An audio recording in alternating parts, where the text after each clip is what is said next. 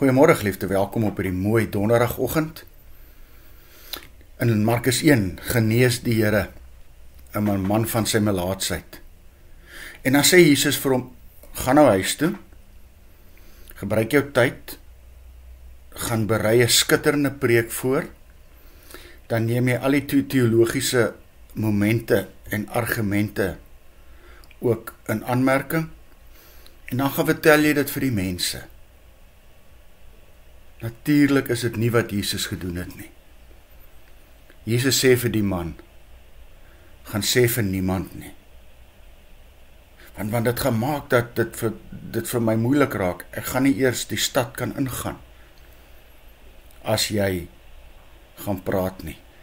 Maar dan lees ons hierdie gedeelte. Maar hierdie man het weggegaan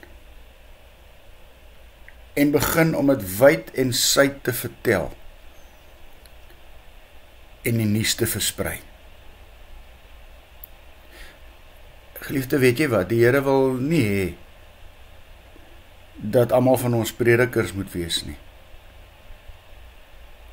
Wat hy van my en vir jou verwag, is presies wat hierdie man gaan doen het. Selfs al het Jesus hom gevra om stil te bly, kon hy dit nie reg kry nie. Hy moes eenvoudig vertel van hierdie ongelooflike wonderwerk wat Jesus in sy lewe gedoen het. Van die teologie en van skitterende preke het hy min verstaan.